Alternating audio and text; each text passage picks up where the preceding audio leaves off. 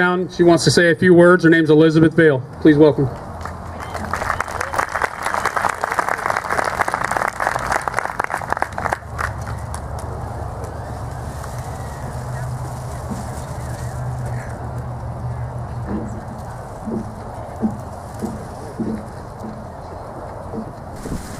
First of all, I'd like to say that I am really honored to be here today with... Sorry. I'd like to say I'm really honored to be here today with fellow patriots who are ready and willing to stand up for their rights that were afforded us by the founders of this country. Today is National Gun Appreciation Day, but what I wish it were called is National Second Amendment Appreciation Day. Because we are not here just to appreciate our guns. We are here to show our appreciation and support for the Second Amendment, our Constitution, and all the rights that we have as citizens of the United States of America. 4 years ago, when then Senator Obama took the oath of office and became our president, many of us, myself included, were very nervous about what lay ahead in the coming years. But I don't think any of us could have predicted the dire situation that our country would be in today. As we...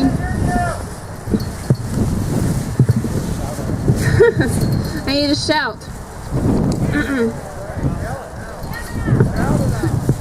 At his inauguration, President Obama promised to uphold the Constitution, but at every turn he has flouted his executive powers and has trampled the Constitution that our country was founded on. On December 15th, 1791, the Bill of Rights went into effect, and within those Bill of Rights, we were given the Second Amendment. The Second Amendment states, "A well-regulated militia, being necessary to the security of a free state, the right of the people to keep and bear arms shall not be infringed." The Founding Fathers were very... That's right, we need to clap for that.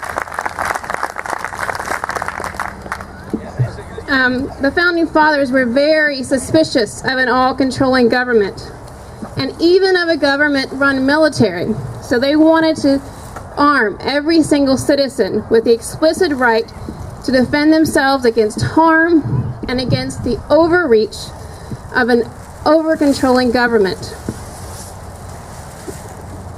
Thomas Jefferson said that the greatest danger to American freedom is a government that ignores the Constitution. And unfortunately, he gave us a perfect description of our government today. On December 14th, 2012, horror swept our country as we began to hear the news about the Sandy Hook Elementary tragedy. Americans all over the country began to feel the terror at what had happened to these young and innocent lives. However, sadness began to turn to anger as we all saw how the media and the gun control proponents were turning a tragedy into an agenda.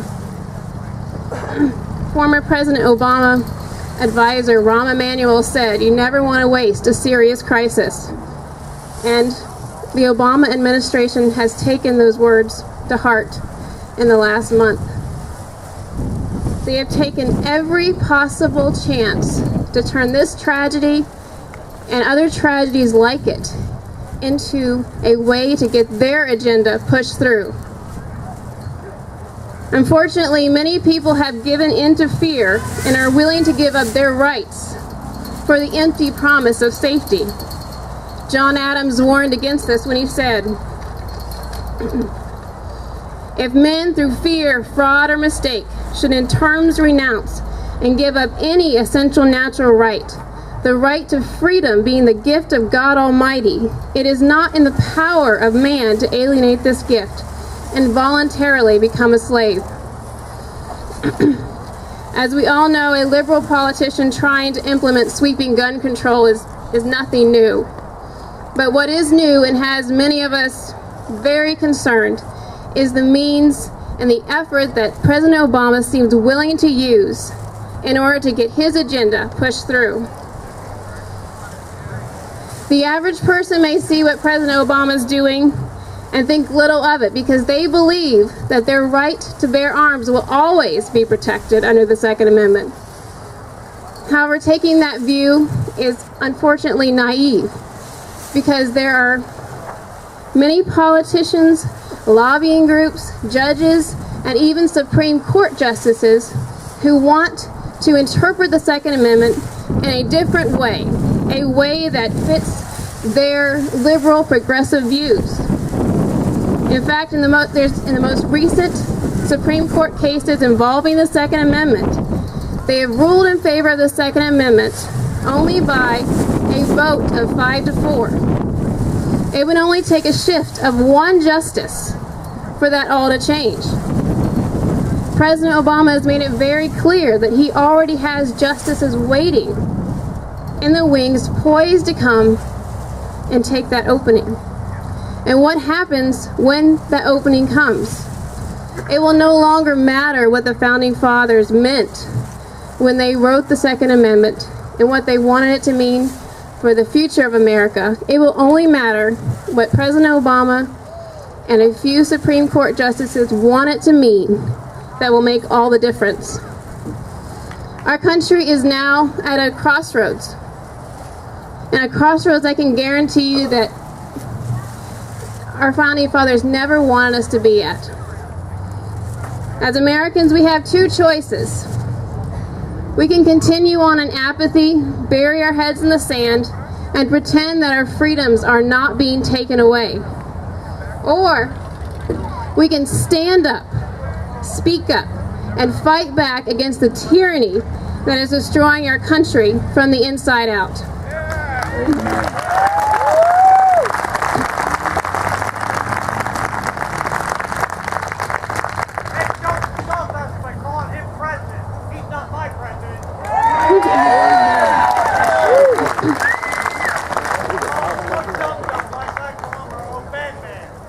Okay, well, I agree with you there.